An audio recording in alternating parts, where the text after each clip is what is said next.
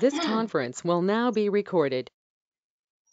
अद्य सोमवासरः अथवा इन्दुवासरः, श्रावण पौर्णिमा, राखी पौर्णिमा इति लोके अथवा नारणी पौर्णिमा इति लोके। दिनांक 3 अगस्त 2020, चरक सूत्रस्थान अध्याय 25, अग्र संग्रह। शंखं चक्रं गदौकान् दधमृतकटं चारुदौर्भिश्चतुर्भिः सूक्ष्मस्वच्छातिरुद्यांशुकपरिविलसन् मौलिमम्बोजनेत्रं कालाम्बोधोज्ज्वलाङ्गं कटितटविलसच्चारुपीताम्बराढ्यं वन्दे धन्वन्तरिं तं निखिलगगवनप्रौढदावाग्निलीलम् प्रौढदावाग्निलीलम् ब्रह्मणो हि समारब्धामात्रेयाद्येषु पूजिताम् अस्मदाचार्यपर्यन्तां वन्दे गुरुपरम्पराम् आयुर्वेदरतं वन्दे माधवाख्यं महागुरुम् आयुर्वेदामृतं सर्वं शिष्येभ्यो यः प्रदत्तवान् द्रष्टाज्ञानी दृष्टकर्मा कृतकर्मा तथैव च अध्यापकोऽभिषक्श्रेष्ठो महान् संशोधकस्तथा गुणैरेतैः समुदितैः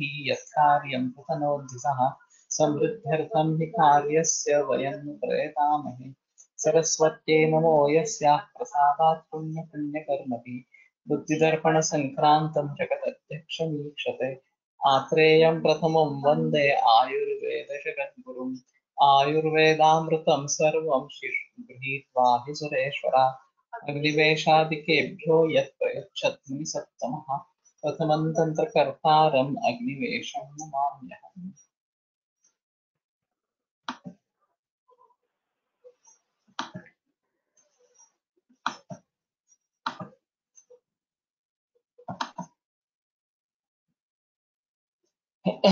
आमो विषमचिकित्सानां यथा मया उक्तम्, आमः पाचनम् अर्हति, किन्तु आमविषं यदि भवेत् तर्हि तत् शीतचिकित्सा अपेक्षते। अतः आमविषे तावत् न शीतं नापि उष्णं कर्तुं शक्यते। तेन अयं दुश्चिकित्सा इति, विषमचिकित्सा इति। ज्वरो रोगाणां,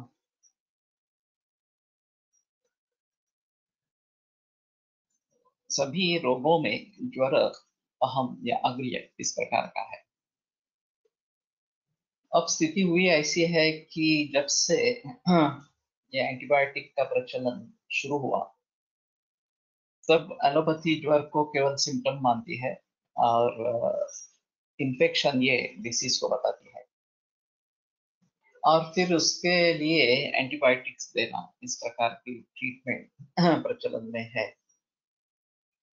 फिर भी कई बार PUO इस प्रकार का डायग्नोसिस किया जाता है, पायरेक्सिया ऑफ अननोन ओरिजिन, और उसमें एलोपैथी कुछ नहीं कर पाती है, ऐसा है। तो हमारे हिसाब में वो किस प्रकार का ज्वर है ये समझकर उसकी भलीभांति चिकित्सा करना ये जरूरी होगा। हमारे हिसाब में भी ज्वर एक लक्षण हो सकता है बाकी अन्य व्याधियों में, और उसके लिए उस रोग की चिकित्सा करना जरूरी होती है। तेषां प्रधान प्रश्न प्रशमः, मूल रोग अगर शांत हो जाता है तो उपद्रव जो है या लक्षण स्वरूप जो है वो निकल जाता है, ऐसा है। तो हमारे हिसाब में कौन सा व्याधि है ये देखना जरूरी है। अगर ज्वर ही व्याधि है, ऐसा है, तो ज्वर की ही भलीभांति चिकित्सा करनी है, और उसमें अहम चीज लंघनम स्वेदनम कालो यवाग्वस्तिक्तको रसा वगैरह इस प्रकार के जो सूत्र बताए गए हैं वो है। अभी फिर से एंटीबायोटिक्स का प्रभाव कम होता जा रहा है, फिर से एलोपैथी में पूरा फेल्योर उसके बारे में आएगा, और ना कि वहाँ आम की चिकित्सा होती है, अग्निमांड्य की चिकित्सा होती है, धातु बल के बारे में विचार होता है, केवल सिम्टोमेटिक रिलीफ इस प्रकार के देते रहते हैं।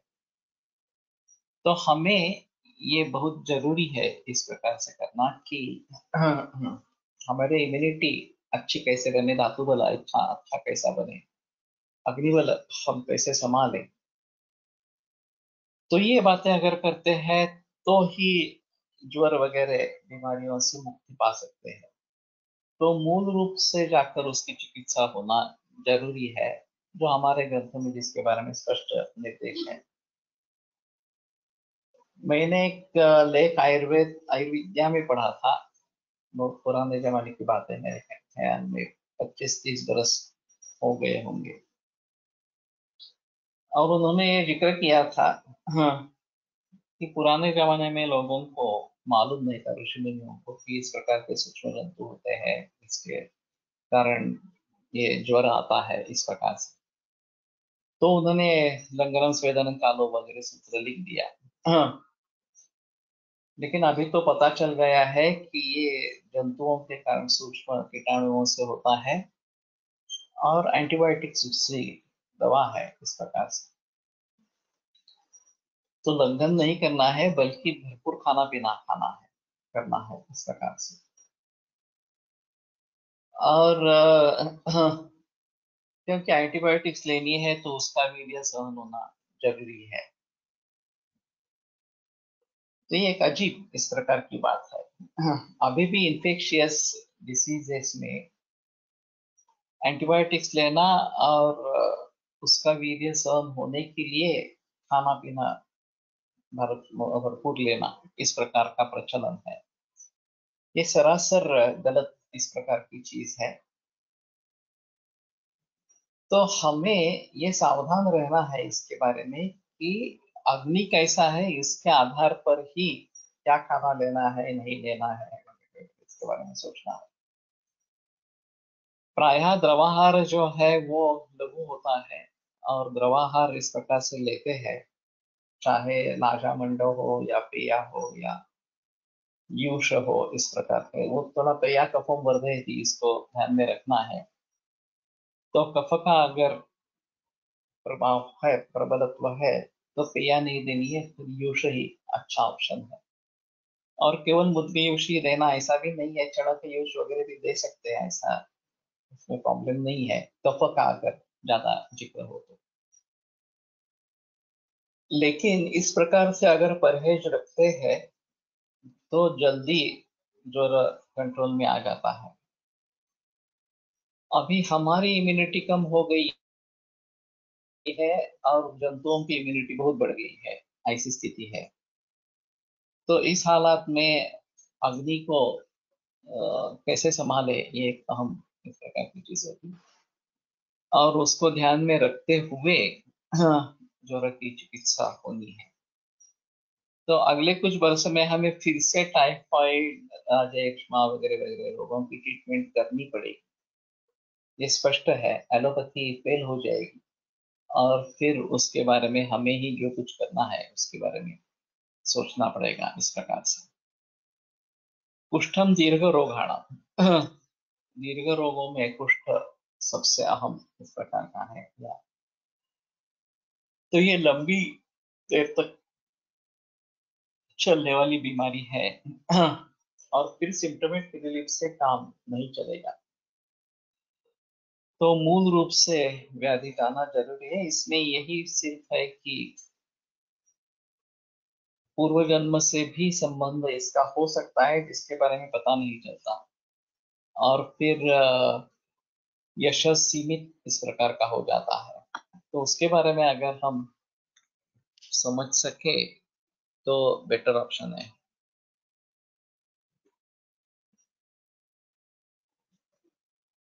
सर, मंडल यूज आदि में जो जल यूज करते हैं वो औषध सिद्ध होना चाहिए क्या? जरूरी नहीं है, कर सकते हैं औषध सिद्ध ही, लेकिन ऐसे ही उबाल लेंगे तो भी चलेगा। इस प्रकार का निर्देश आया है कि ये काढ़ा बनाओ और फिर उसमें ये जूस वगैरह जो है वो बनाओ। तो अगर जरूरत है तो उस प्रकार से भी कर लेते हैं, नहीं तो वैसे भी पानी में उबाल के करेंगे तो भी चलेगा। लेकिन चढ़न रोधक भी अच्छा है इस कंडीशंस में। और उसके बारे में थोड़ा सोचना पड़ेगा। राजयक्ष्मा रोग समूहाना, राजयक्ष्मा जो है वो रोग समूहों में श्रेष्ठ अग्रय इस प्रकार का है। शिशुपाल वध में भी द्वितीय सर्ग में मावेदि यदसो एकः जेतव्यश्चेतिरादिति राजयक्ष्मेव रोगाणाम समूह समूह, इस प्रकार की उपमा दी गई है। ये चेदिराट, ये जो शिशुपाल है वो अकेला है ऐसा मत समझो, वो राजयक्ष्मा की तरह एक समूह है, राजों का समूह इस प्रकार का है। तो रोगों का समूह राजयक्ष्मा है, सिर्फ एक बीमारी नहीं है, और इसलिए उससे झगड़ना बहुत कठिन इस प्रकार का होता है। तो बहुत सारे बीमारियों का सामना करना पड़ता है। अभी उसमें भी ऐसा है कि 2 ड्रग्स से लेकर अभी 7 ड्रग तक थेरेपी राजयक्ष्मा में चलती है, ट्यूबरक्यूलोसिस में, एलोपैथी में। और फिर भी जब से एड्स आया तब से रेजिस्टेंस हो गया राजयक्ष्मा में, और अभी रेजिस्टेंट स्ट्रेन्स निर्माण हुए जो औषधियों को निष्काम कर देते हैं। तो ये बड़ी समस्या है। वो एकांगी दृष्टिकोण का परिणाम है कि सिर्फ सूक्ष्म जंतुओं का खात्मा करना, यही एक मकसद लेकर चलते हैं। इम्यूनिटी बढ़ाने के लिए बात नहीं हो रही है, ये आम चीज है। और बहुत सारे रोगों में लोगों में लक्षण भी नहीं होते हैं, और फिर एक पैच दिखाई देता है लंग्स में, और फिर राजयक्ष्मा निदान कर देते हैं। कई दफा ऐसा भी होता है कि ट्यूबरकुलिन टेस्ट निगेटिव है, मॉन्टेक्स टेस्ट निगेटिव है, फिर भी दूसरे किसी दवाइयों से फायदा नहीं होता, और जब एकेटी शुरू करते हैं तो उसका फायदा होता है, ऐसा दिखता है। तो ये समझने की बात है कि अभी लक्षण नहीं है और बीमारी है इस प्रकार से, या इन्वेस्टिगेशंस निगेटिव कह रही है फिर भी बीमारी को पकड़कर चलते हैं, ऐसा काफी दुष्कर इसमें एलोपैथी में किया जाता है। प्रमेहोनुषंगिणाम, प्रमेह जो है वो अनुषंगी लोगों में श्रेष्ठ इस प्रकार का है। तो अनुषंगी का मतलब जिसके पीछे पीछे बहुत सारी बीमारियां आती रहती है, उसमें प्रमेह श्रेष्ठ है। अभी फिलहाल सिर्फ ब्लड शुगर के ऊपर ध्यान दिया जाता है। और जो भी एंटीबायोटिक डायबिटिक दवाइयां हैं वो सिर्फ शुगर को कंट्रोल करने वाली इस प्रकार। लेकिन ये समझना जरूरी है कि केवल शुगर का ज्यादा होना यानी कि डायबिटीज, ऐसा नहीं है। अभी हमारे हिसाब में भी प्रमेह के पूर्व रूप इस प्रकार के बताए गए हैं, और वो अगर सिम्टम्स है तो उसके आधार पर ये कौन सा प्रमेय है, कफज पित्तज वातज है, उसका कौन सा प्रकार, और फिर उस आधार पर उसकी चिकित्सा इस प्रकार से आवश्यक है। और अगर आनुवंशिकता न हो तो कफज में साध्य बताए गए हैं। हाँ, अनुषंगी पिढी दर पिढी चालणारा, पिढ्यान चालणारा।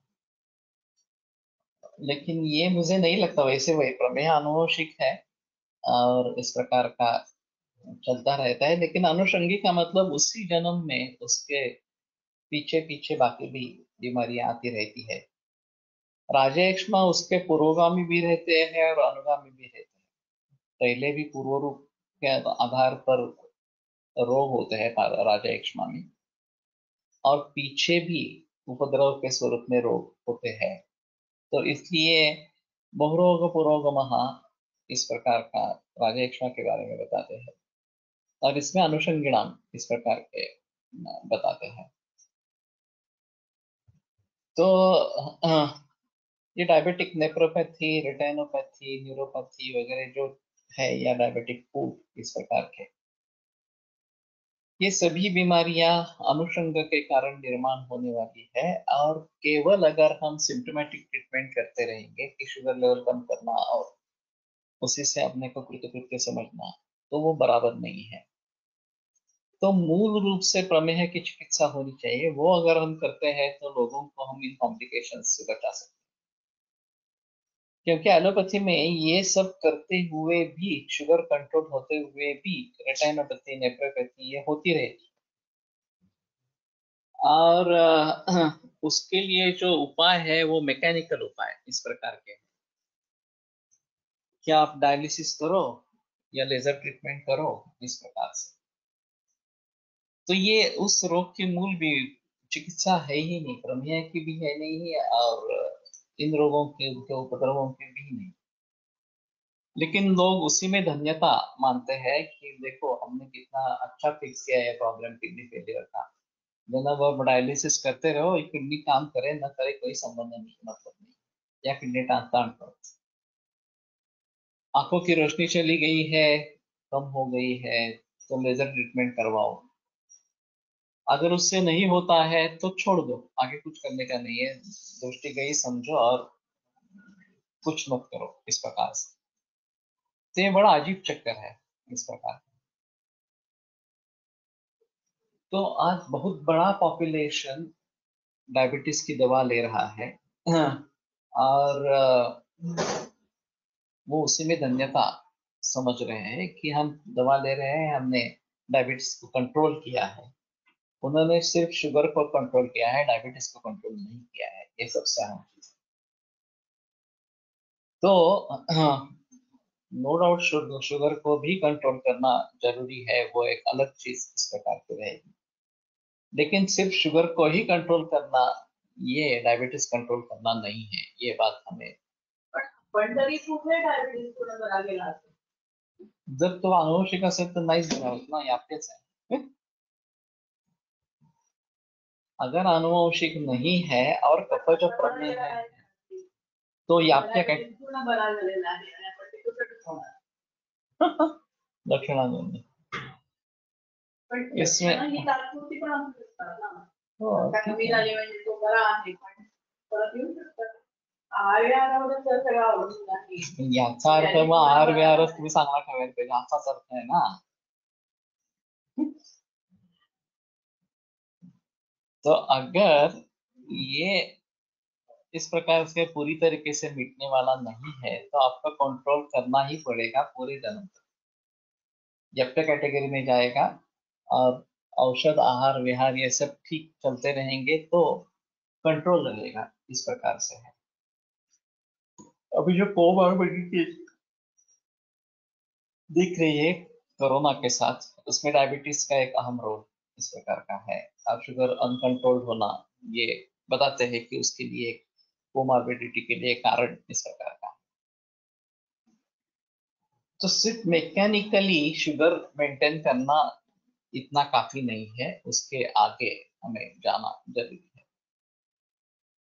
जलोकसा अनुशस्त्राणाम, जलोकस जो है वो अनुशस्त्रों में श्रेष्ठ इस प्रकार की है। तो इसमें ऐसा होता है कि हाँ, अभी गजानन वारजे करके एक स्टूडेंट है, शायद इसमें अभी होगा। खास करके प्लास्टिक सर्जरी इस प्रकार की अगर होती है, तो उसके बाद में लीच एप्लीकेशन करने से सर्कुलेशन सुधरता है। उंगली कट गई हो इस प्रकार से, तो ये जोड़ने की सर्जरी की जाती है, प्लास्टिक सर्जरी भी उसमें होती है। और उसके बाद में अगर लीच एप्लीकेशन करते हैं तो जख्म जल्दी ठीक हो जाती है और सर्कुलेशन अच्छा हो जाता है। तो उसके पहचान वाला कोई एलोपैथी का सर्जन है, वो उसको बुलाता रहता है, इस प्रकार के करने के बाद उसको बुलाता रहता है और वो जलों का उच्चारण करते हैं इस प्रकार से। तो ये एक अहम है, अनुशस्त्र इस प्रकार का है। और जहाँ जलौका का उपयोग है वहां जलौका का ही अच्छा उपयोग है। वास्तव में पित्त दुष्ट रक्त के लिए बताई गई है जलौका, लेकिन कुष्ठ हो, माइग्रेन हो, दंतशूल इस प्रकार का हो, बहुत सारे अवस्थाओं में जलों का या विद्रधि इस प्रकार का हो, एक्सेस हो, तो उसमें जलों का बहुत अच्छा काम करती है। या जो सेल्यूलाइटिस इस प्रकार की है, उसमें भी जलों का बहुत अच्छा काम करती है। तो अणुशस्त्र इसमें इसमें एक सिलेक्टिव एक्शन है जलोका में, कि जो अशुद्ध रक्त पहले चूस लेती है, तो ये एक अहम चीज रहेगी उसके बारे में। बस्तिस तंत्राणाम, तो तंत्र इसमें बस्ती श्रेष्ठ इस प्रकार का है। वास्तविक ऐसा है थोड़ा सा कि बस्ती वैसे भी आधी चिकित्सा या पूर्ण चिकित्सा है, और उसका एक तंत्र है। लोगों को ये बात समझ में नहीं आती है कि सिर्फ पक्वाशय में इस प्रकार से देने से पूरे शरीर में किस प्रकार से इफेक्ट हो जाता है। तो ये वातस्थान है, और वहां वात को अगर जीत लिया तो पूरे देह शरीर में जो भी वात प्रकोप है उसकी शांति हो जाती है। अभी ये गट ब्रेन, इसके आधार पर इसके बारे में हम थोड़ी संगति लगा सकते हैं। तो जितने न्यूरॉन्स ब्रेन में है या सेंट्रल नर्वस सिस्टम में है, उतने ही न्यूरॉन्स गट में है, ऐसा एलोपैथी का भी कहना है। तो ये एक अहम चीज रहेगी कि बस्ती का जो तंत्र है वो उसमें तंत्रों में वो श्रेष्ठ है। ऋत नेत्र जिह्वा श्रवण उपदेहो असं पूर्वरूपात वर्णन आहे, म्हणजे पूर्वरूपात नेत्र संदर्भात विकृतीची सुरुवात होते असं म्हणता येईल का? उपदेहो मनोवृत्ती, नेत्र जिह्वा श्रवणोपदेहो, ये सूत्र बताता है इस प्रकार का। तो कह सकते हैं कि यहाँ हाँ, विकृति हो सकती है। नेत्र मल जो है वो एक्चुअली स्नेहोक्षित वक्रविषाम ओजो मज्जा स्नेह इस प्रकार का बताया गया है। और इसमें अगर विकृति होती है, ये शुरुआत होती है, तो इसमें विकृति समझ लेना एक जरूरी इस प्रकार की चीज है। हमारे त्रिस्कंद कोश में हाँ, हेतु संबद्ध शारीरादिभाव, कार्य संबद्ध शारीरादिभाव, लक्षण संबद्ध लक्ष्य संबद्ध, चिकित्सा संबद्ध चिकित्सा औषध संबद्ध, इस प्रकार से सभी से जुड़े हुए शारीरादिभाव के बारे में जिक्र है। प्रातिपदिक कोश में भी वो होगा इस प्रकार से। तो प्रमेह के बारे में कौन कौन से अवयवों के बारे में बताया गया है, ये भी उसमें बात आएगी। और अवयव को देखने का आयुर्वेद का दृष्टिकोण अलग है और एलोपैथी का दृष्टिकोण अलग इस प्रकार का है। इस प्रकार का मल उपदेह ये जो बताते हैं वो साक्षात नेत्र से उतना संबद्ध नहीं है पटल वगैरह के हिसाब से, लेकिन मज्जा स्नेह से जुड़ा हुआ इस प्रकार का है, ये थोड़ा सा ध्यान में रखना पड़ेगा। Nowadays in one of diabetes free program, one smoothie is suggested, is it right as per our science? ये सिर्फ शुगर को कंट्रोल नहीं करना है, शुगर को कंट्रोल करने के हिसाब से वो स्मूदी दे रहे हैं, और वो बताते रहते हैं कि milk and milk products, dairy products have to be banned. और इसका कारण है कि जो A1 मिल्क अभी मिलता है जर्सी गाय का, वो कैंसर डायबिटीज का कारण है। लेकिन उनको ये पता नहीं है कि देसी मिल्क, देसी गाय का दूध, गाय का दूध डायबिटीज को ठीक कर सकता है। हाँ, तो वो वृंदावन फार्म में गए थे, जो थारपारकर गाय जहाँ पे है, भरेकर का फार्म है, तो उन्होंने वहां पे गायें देखी। 170 या 180 इतनी गायें हैं वहां पे थारपारकर। तो उन्होंने बताया भरेकर ने कि इस गाय से डायबिटीज नहीं होता है, डायबिटीज ठीक करने वाला इस प्रकार का दूध है।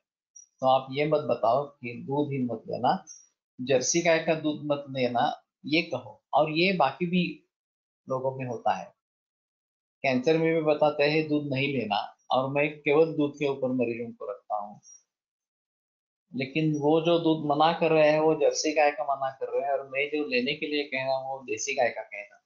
तो इसमें काफी अंतर है। तो उसके बारे में हमें पता होना एक जरूरी है। और अगर हम शुगर कम करने के लिए इस प्रकार के कुछ स्मूदी या और कुछ इस्तेमाल करते हैं, तो हमें देखना है कि अग्नि कैसा है। अगर अग्नि अच्छा है तो ही इसके बारे में। हाँ, एनिमल प्रोडक्ट्स नहीं है एक्चुअली। मैंने जो सुना था वो मिल्क एंड मिल्क प्रोडक्ट्स के बारे में सुना था। और दूसरा एक उनका कहना था कि दूध जो बना है वो बछड़े के लिए बना है, उसके ऊपर हमारा अधिकार नहीं है इस प्रकार। लेकिन ये भी गलत चीज है। बछड़े को कितना दूध पिलाया जाता है? 1 लीटर पिलाया जाता है, उससे ज्यादा अगर पिलाया तो उसको भी अजीर्ण हो जाता है। तो बाकी दूध का क्या करें? तो इसमें अहम चीज है कि हाँ, सिर्फ कुछ बछड़े के लिए दूध नहीं है, नहीं तो हमारे यहाँ इतने सारे दूध और उसके परिणाम इसके बारे में वर्णन ही नहीं होता। क्षीरकृताभ्यास और रसायन सूत्र ही नहीं आता।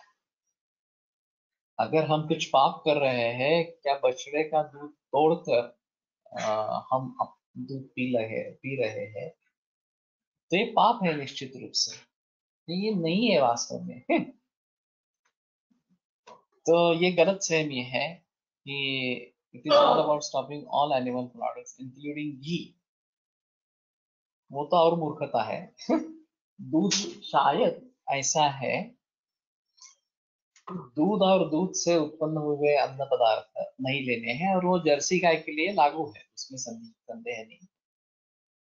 लेकिन ये देसी गाय के लिए नहीं है, ये बात पूरी ध्यान में रखनी चाहिए। They insist on curd as probiotic and patient starts eating curd frequently. ये भी गलत चीज है। तो ये तरीका ही पूरा एलोपैथी का तरीका इस प्रकार का है। हाँ, और हमारे हिसाब में तो दही नहीं लेना है, ये सबसे अहम चीज है।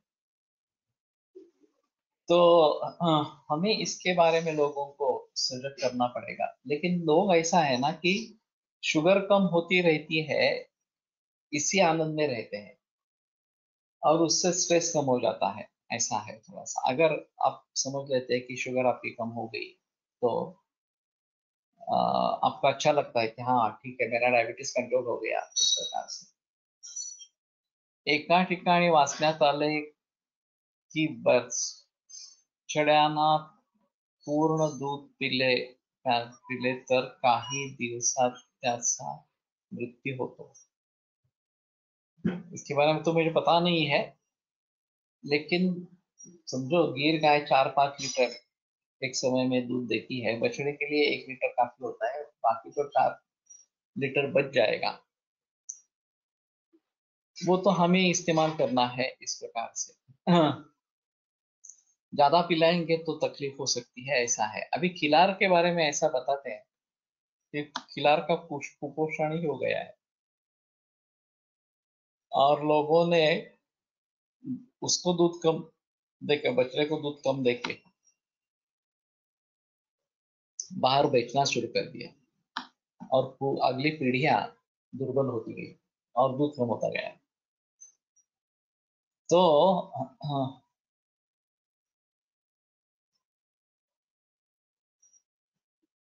तो जो 7 लॅब लागतात म्हणजे काय, जुलाब लागतात। तो ठीक है, उसका अजीर्ण होता है। तो ये सही है कि केवल बच्चों के लिए दूध का निर्माण नहीं है, और हम उसको पालते हैं। ऐसा नहीं है कि जंगल में घूमने वाला गवाह जो बताते हैं जंगल में घूमने वाला है, उसकी पत्नी का या उसकी जो औरत है उसका क्या होता है मालूम नहीं है। वो अपने बछड़े को पिलाने के बाद उसका दूध शेष रह जाता है नहीं रह जाता है उसके बारे में पता नहीं है। या हाथी वगैरह के बारे में भी इसके बारे में पता नहीं है, जो जंगली जानवर इस प्रकार के हैं। लेकिन बाकी जो हम जिनको पालते हैं पेट एनिमल्स है उनके बारे में कोई संदेह नहीं है कि ये हमारे हिसाब में अच्छा है, पीने के लिए अच्छा है, उसके जो भी गुणधर्म है उसको समझ भली भांति समझ कर वो लेना है नहीं लेना है इसके बारे में सोचना है। और इसमें पाप कर्म बिल्कुल नहीं है कि हम उनका दूध छीन रहे हैं, ऐसा बिल्कुल नहीं है। हिमवान औषधि भूमि ना, हिमवान हिमालय जो है औषध भूमि में श्रेष्ठ इस प्रकार का है। तो इसमें संदेह नहीं है। और खास करके तिबेटन आयुर्वेद मेडिसिन जो है वो हिमालय से आती है और उनका एक अहम होता है, महत्व होता है। मुझे सौभाग्य मिला था कि तिबेटन आयुर्वेद का कोर्स बनाए इस प्रकार के लिए, उसका सिलेबस निश्चित करें।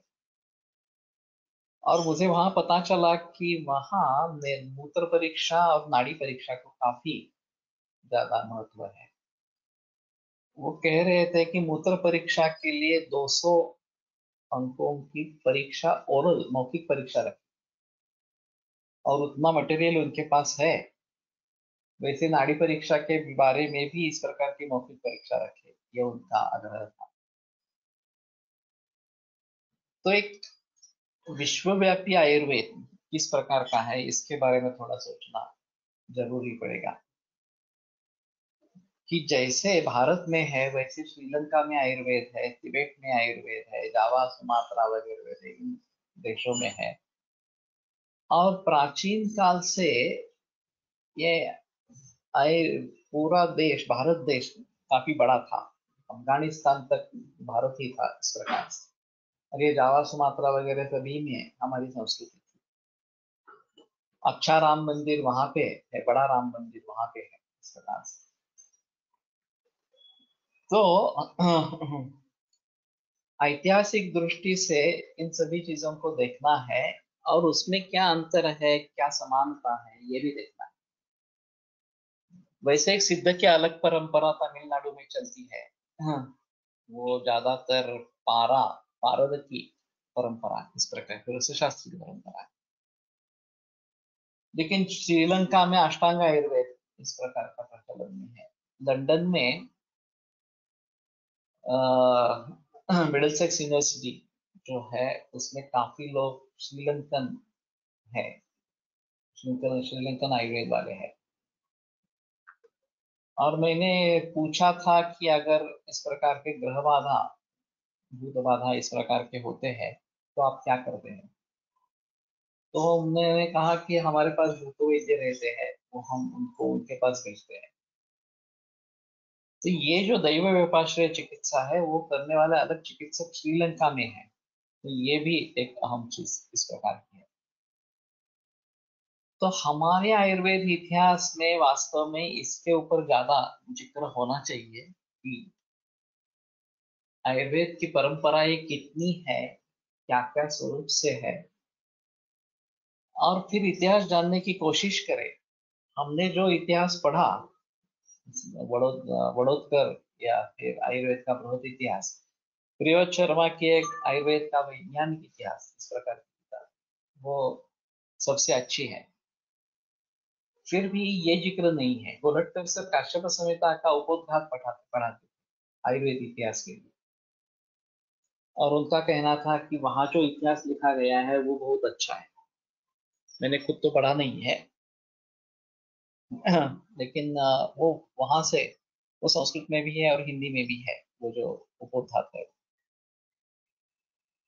लेकिन हमें ये जानकारी होना जरूरी है कि आयुर्वेद कहाँ पे स्प्रेड हुआ था, कहाँ कहाँ पे था, अब किस अवस्था में है। और इसी प्रकार के सभी आयुर्वेद को समझने की हम कोशिश करेंगे, किसकी क्या विशेषता है तो ज्यादा अच्छा रहेगा। वहां ऐसा होता है तिब्बत में कि ये डलहौसी और उसके नजदीक धर्मशाला, धर्मशाला में उसका केंद्र है तिब्बतन आयुर्वेद। तो मैं बहुत दिनों से सोच रहा हूँ वहां एक बार विजिट करें, टूरिज्म के लिए जाए इस प्रकार से। और फिर धर्मशाला, डलहौसी वगैरह वगैरह ऐसा इस प्रकार का हम देख सकते हैं। और पंजाब से आगे जाना बेहतर इस प्रकार का रहेगा। तो वहां से हर बरस 2 महीने के लिए लोग वनस्पति इकट्ठा करने के लिए हिमालय में चले जाते हैं, जुलाई अगस्त में। तो उनके साथ भी जाना बेहतर होगा, लेकिन ये काफी श्रम वाला काम है। और अगर इस प्रकार की गिर्यारोहण की आदत नहीं है तो ये काफी मुश्किल काम हो सकता है। लेकिन जो तरुण वर्ग है वो तो उसमें जा सकता है, उसमें कोई प्रॉब्लम नहीं है। वैसे भी मैंने भूटान में कोशिश की थी, लेकिन हमें कोई सही आदमी नहीं मिल पाया। भूटान में भी उनका अलग आयुर्वेद है। अभी वहां भी एलोपैथी ने अपना कब्जा कर लिया है। तो अब ये बताना मुश्किल है वो कितना प्रचलन में है। सभी इंटरेस्टेड वैद्य को साथ में ले जाइए। काफी प्लानिंग करना पड़ेगा। लेकिन तलेगांव में कौन सा नाम, वो जाते रहते हैं हिमालय में। नाम याद नहीं आ रहा है अभी। Any contact number of that centre? Dalhousie, Dalhousie में नहीं, एक्चुअली धर्मशाला में है। नेट में सर्च करेंगे तो आपको जरूर मिल जाएगा आपको। धर्मशाला तिब्बतन आयुर्वेद इस प्रकार से। और मरीज आते रहते हैं वहां से कि जिन्होंने इनकी दवा ले ली है, और पेशेंट को देखने की जरूरत भी नहीं रहती। इलाभोर, हाँ, इलाभोर ये जाती रहती है हिमालय में, उससे एक बार बात करेंगे। और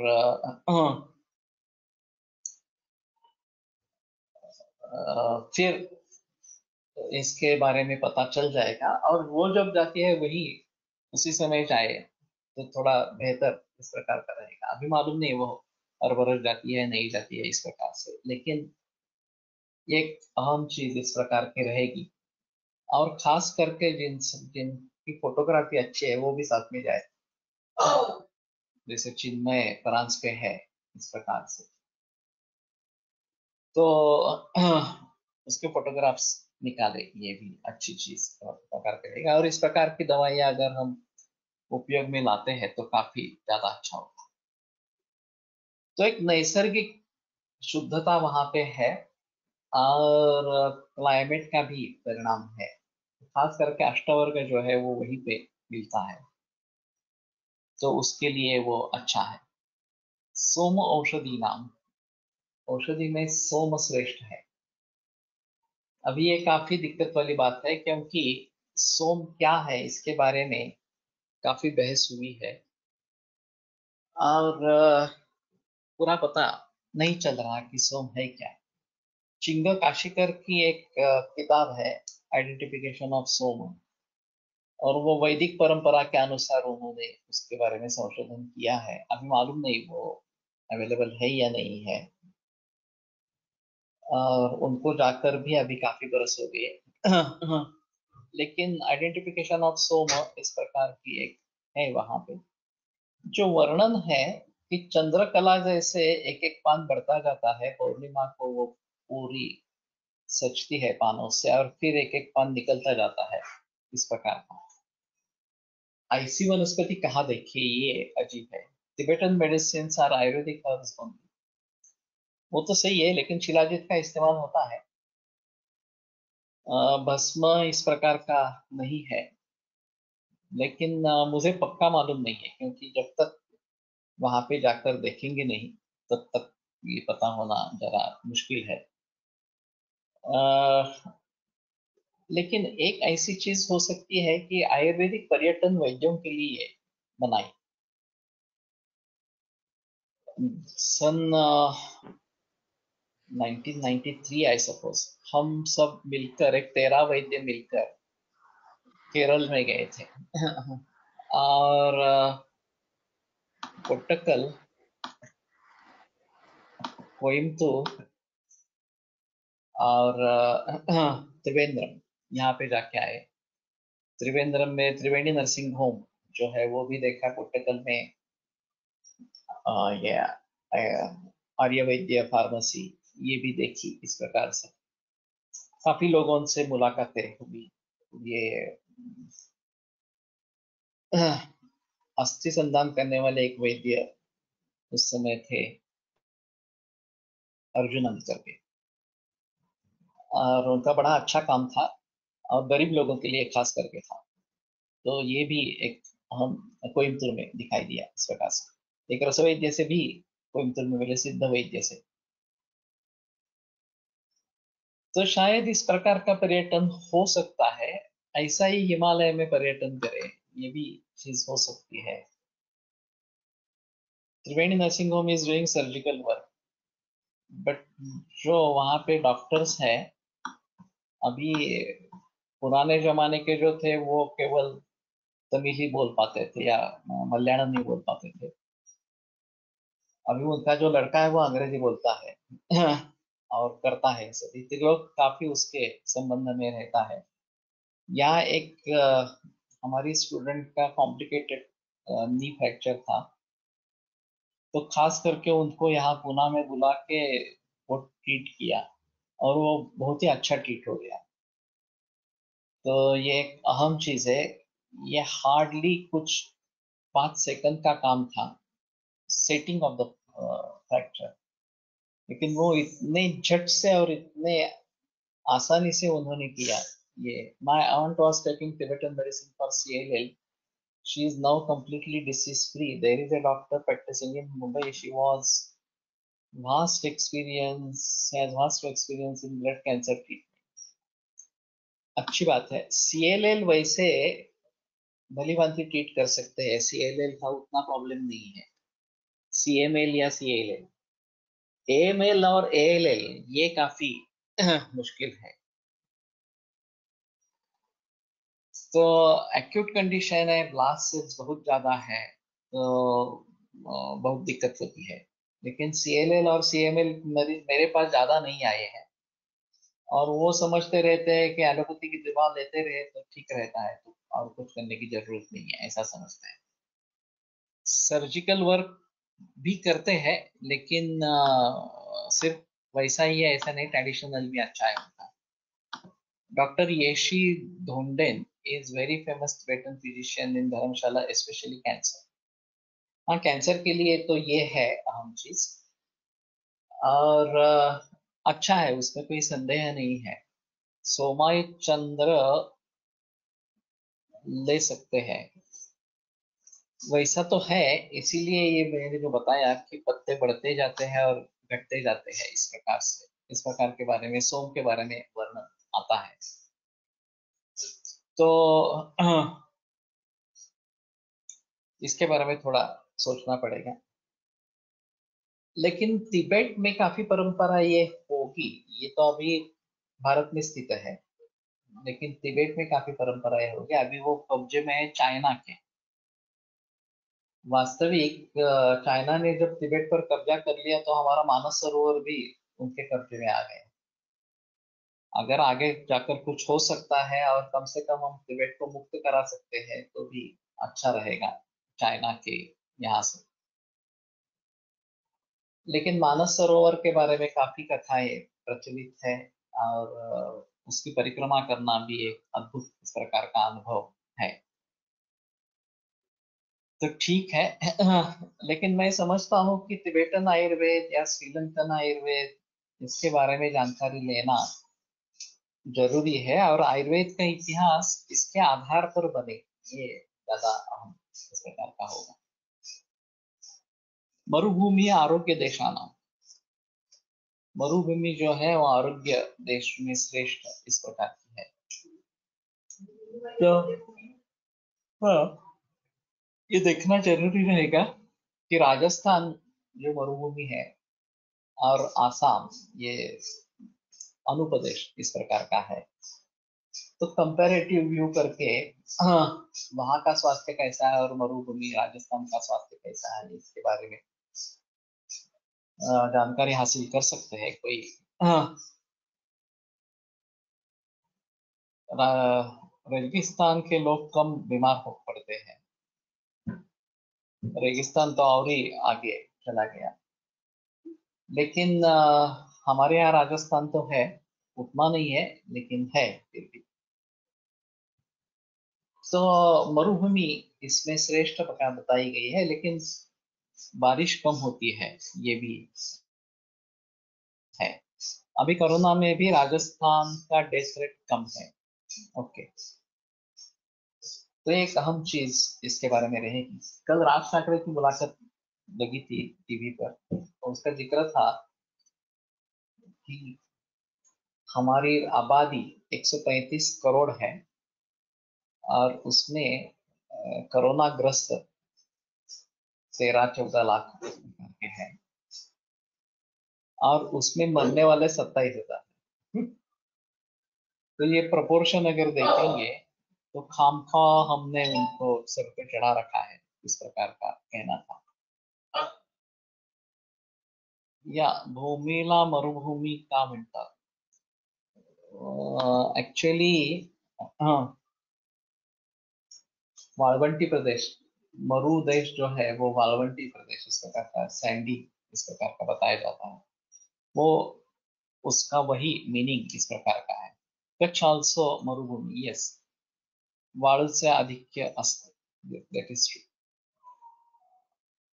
तो इसके बारे में थोड़ा सोचना इस प्रकार का पड़ेगा। रेयरली ऐसा होता है कि सेहत के लिए देश चेंज करने के लिए बताया जाता है। वेणुमाधव शास्त्री जोशी के पास एक केस थी तमक श्वास की और कफ प्रधान था, मुंबई में रहते थे और समुन्द्र के नजदीक रहते थे। तो फिर उन्होंने सलाह दे दी कि आप ये छोड़ो और पुणे में जाकर रहो या सातारा वगैरह ऐसे डिस्ट्रिक्ट में जाकर रहो, और उस प्रकार से करने से वो उसकी बीमारी हट गई।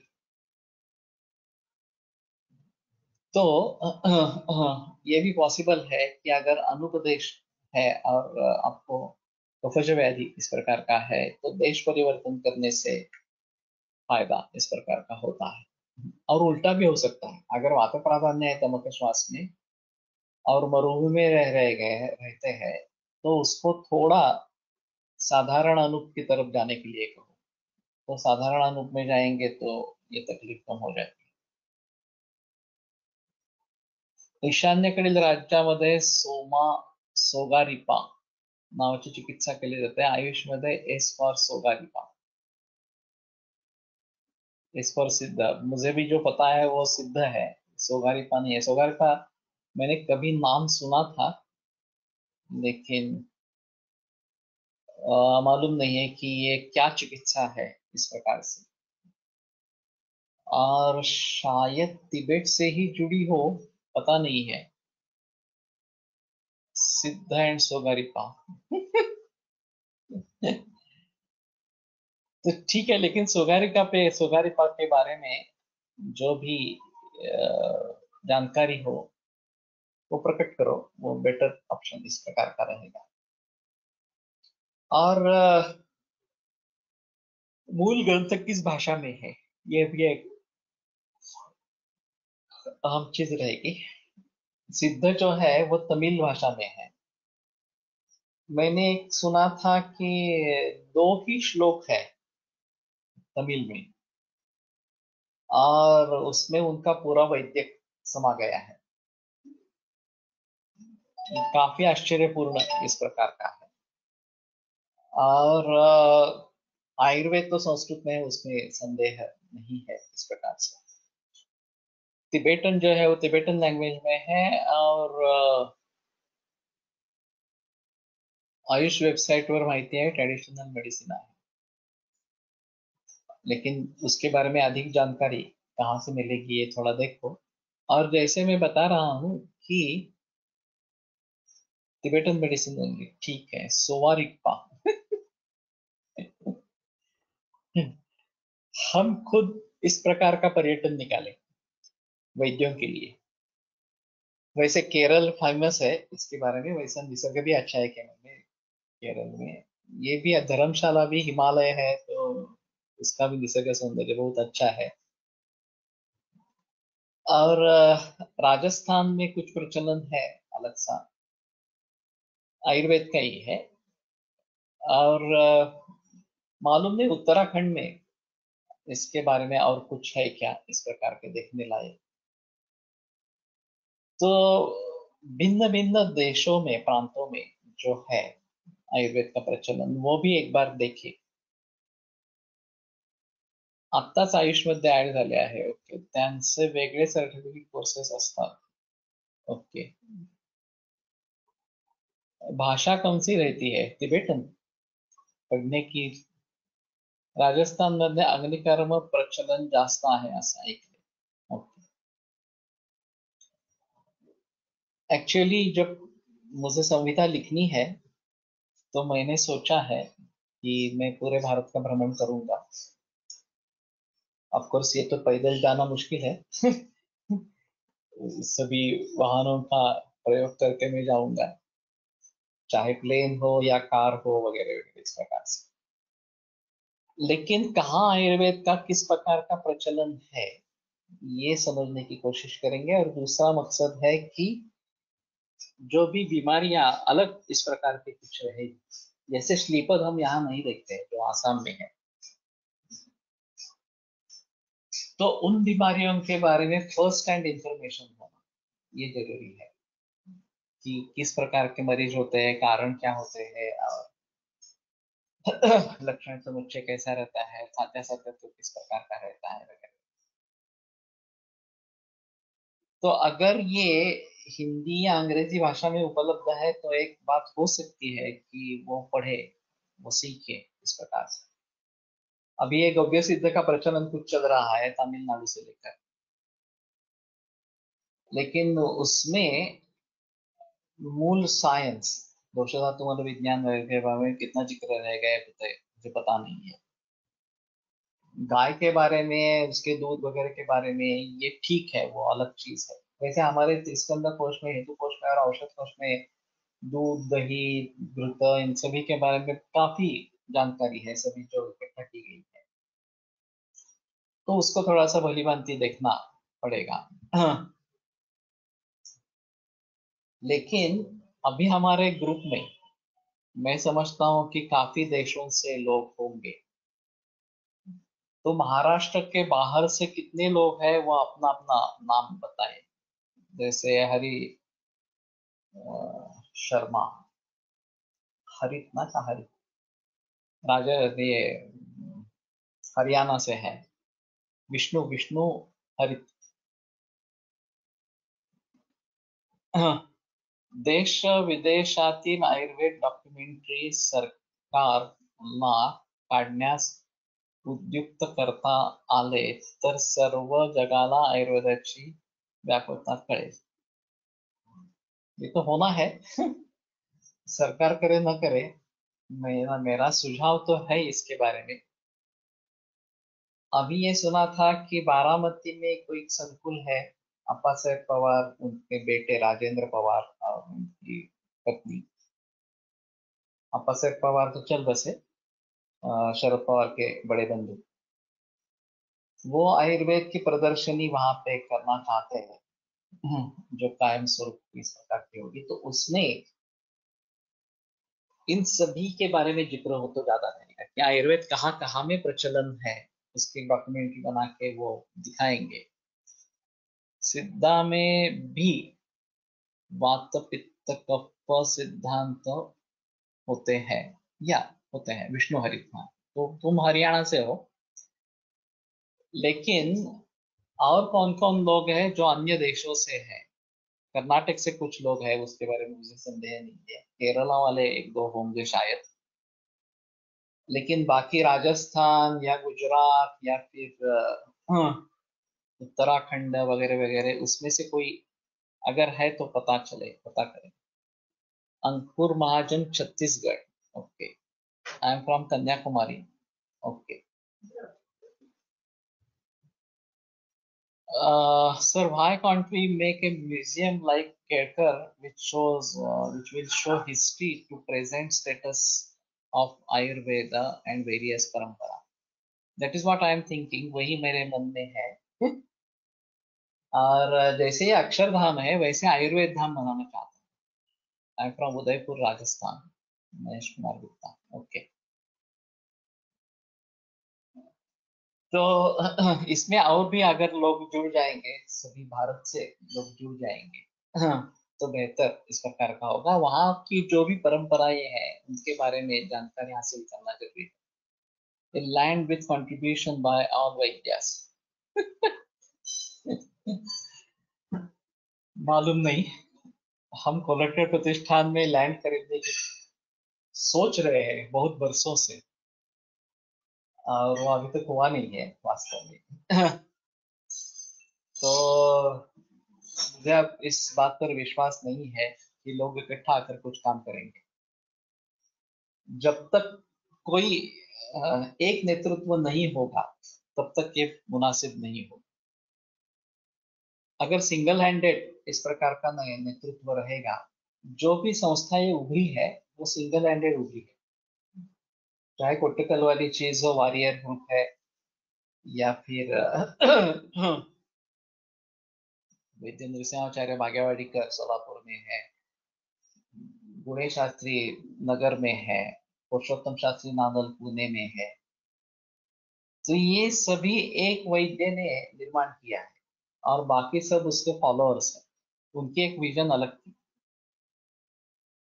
तो अगर एक व्यक्ति का कहा माना जाए और उसकी विजन अच्छी हो तो फिर ये बात हो सकती है, नहीं तो ये काफी मुश्किल इस प्रकार की बात है। तो एनीवे, लोगों को इसके बारे में अवगत कराने के लिए ये एक अहम चीज रहेगी, और खास करके ये शास्त्र है ये बताने के लिए और प्रयास करने पड़ेंगे। तो अभी सबसे बड़ी दिक्कत ये है कि लोग इसको शास्त्र को शास्त्र नहीं मानते हैं, सिर्फ एलोपैथी के ही शास्त्र मानते हैं। और ये गलत सहमी कैसे दूर करे, ये एक अहम चीज है। तो वो तो मेरे ख्याल में, हाँ, जब लोग चिकित्सा का अनुभव लेंगे आयुर्वेद के, और वो बड़े पैमाने पर होगा, पूरे भारत भर में आयुर्वेद का प्रचलन बढ़ेगा, तो लोग उसमें विश्वास करेंगे और उसको शास्त्र समझेंगे इस प्रकार से। तो उसकी दिशा में तो प्रयास कर रहे हैं। और अभी तक बहुत ही कम मार्गक्रमण हुआ है, लेकिन मैं विश्वास रखता हूँ कि आगे के 50 वर्षों में ये पॉसिबल इस प्रकार का होगा। ये जो इस्कॉन की मूवमेंट है, श्रील प्रभुपाद जो अमेरिका में गए और फिर 10 बरस में उन्होंने 700 मंदिर बनाए अमेरिका में। 60 बरस तक तो वहां ये भारत में काम करते रहे, लेकिन कुछ नहीं बना। तो ये शायद उम्मीद हो सकती है कि विदेशों में ही हमें ज्यादा सपोर्ट मिले इस प्रकार से। The Union Cabinet has approved setting up of National Institute of Sovarikpa (NISR) at Leh, Union Territory of Ladakh, internet. काफी अच्छा है। तो ये मैं ख्याल में समझता हूँ कि अगर तिबेटन आयुर्वेद का ही एक भाग है तो वो उसमें लेना चाहते हैं, ऐसा है। There can be only one captain to sail ship in proper direction, a ship famous proverb आहे या, और वही हमारी मुसीबत है। खास करके कोलटकर प्रतिष्ठान में भी यही मुसीबत है। और मैंने कई सुझाव विभिन्न प्रकार के दिए हैं जो अभी सबसे अच्छा सुझाव रहा और जो प्रचलन में है वो गुरुकुल का है। शुरू में उसका भी अंतर्गत विरोध थोड़ा हुआ था, लेकिन फिर भी वो प्रचलन में आ गया और पता चला कि ये बहुत अच्छा है। वैसे मैंने प्रातिपदिक कोश का भी सुझाव दिया था, और जब वो नहीं होने वाला है ऐसा मैं समझ गया, तो मैंने अपने तरीके से उसका उसका आरंभ कर दिया। तो अब ये सिंगल हैंडेड प्रोजेक्ट है, सिर्फ मेरे द्वारा किया जा रहा है इस प्रकार से। तो ये एक अहम चीज है कि हमारे हम में एकता होनी चाहिए, हमारा एक ही लीडर होना चाहिए वास्तव में इस प्रकार से। तो ठीक है, आगे देखते हैं किस प्रकार से होता है। सो मरुभूमि है आरोग्य देशाना, तो एक प्रयास करते रहे कि पूरे देश भर से इसमें लोग जुड़ जाए, वैद्य जुड़ जाए, और उनकी जो परंपरा है, खासियत है उस देश की, उसके बारे में बताते रहे। और हम भी देखेंगे कि ज्यादा से ज्यादा जो ट्रेडिशंस है वो समझ पाएंगे, चाहे तिबेटन हो, सिद्ध हो, यूनानी हो। यूनानी एक थोड़ा सा अलग है और भी इससे, लेकिन फिर भी मैं नहीं मानता कि वो बिल्कुल ही अलग है इस प्रकार के। लेकिन हमारे पहचान में उसके बारे में लोग नहीं है इस प्रकार से। और अभी पातंजलि योग सूत्र के साथ आयुर्योग की जो संकल्पना हो रही है, हाँ, आज शाम को 5 बजे के बाद फोन करो। अबोटिकिस, ठीक है। हाँ, तो इनके सभी के बारे में हाँ, हमें सोचना है, और ये बेहतर इस प्रकार करें। तो ठीक है, यहीं पे रुकते हैं, कल फिर से मिलेंगे।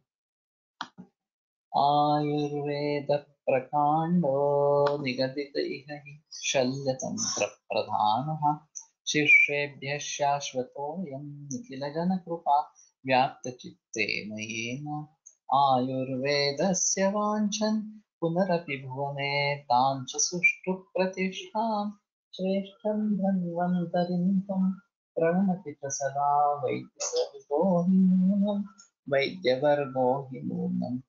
विरम्यते व्याख्यानमातरं श्वः पुनरपि मिलिष्यामः। ये देश के अंतर से होता है। पूना थोड़ा साधारण है, साधारण जंगल, और बम्बई साधारण अनूप या अनूप इस प्रकार का कहलाता है।